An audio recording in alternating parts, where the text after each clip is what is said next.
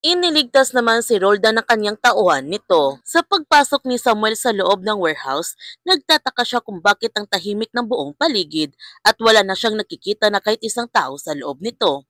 Sinabi naman ni Ismail na may nakikita sila mula sa CCTV na napakadaming bantay, kaya patuloy pa rin si Samuel sa paglilibot sa loob ng warehouse. Sa pagdating nila Paeng at Agnes sa kinaroonan ni Roldan, nagulat na lamang sila na wala na doon si Roldan at pati si Matias. Kaya napagtanto na nga nilang dalawa na booking na sila nito.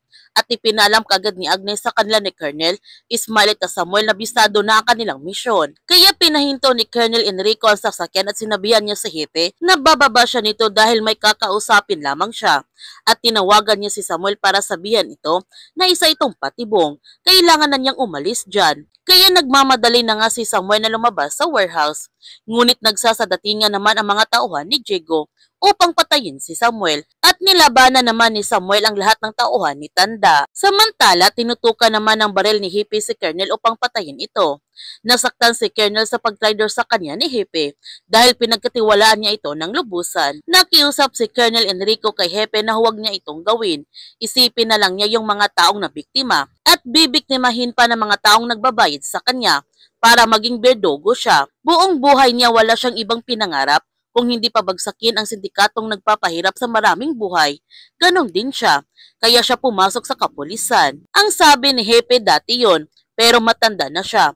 Matagal na siyang nanilbihan ng matino. Pero hanggang ngayon, Hepe pa rin siya na isang maliit na istasyon.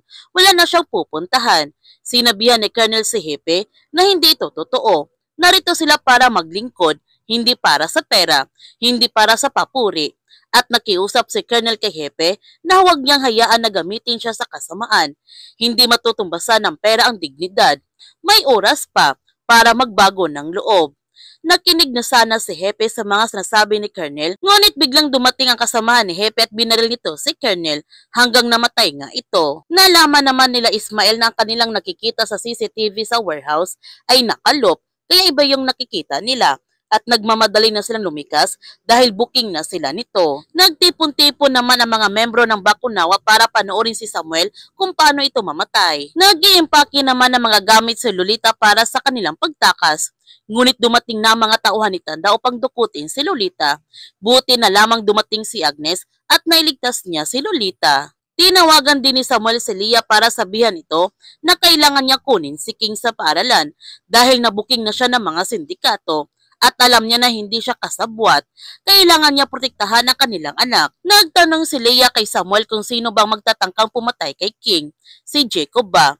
Ang sagot ni Samuel, hindi lang si Jacob, pati na ang kanyang ama. Kaya sobrang nagulat nito si Leah sa kanyang nalaman. At sa pagpunta niya sa paaralan ni King, dinukot na nga si King ng mga armadong lalaki.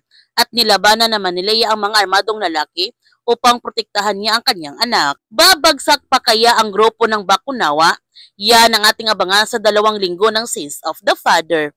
Kung bago ka pa channel ko, don't forget to like, subscribe, and click notification bell para palagi kang updated sa mga videos in-upload ko. Thank you for watching and God bless to everyone.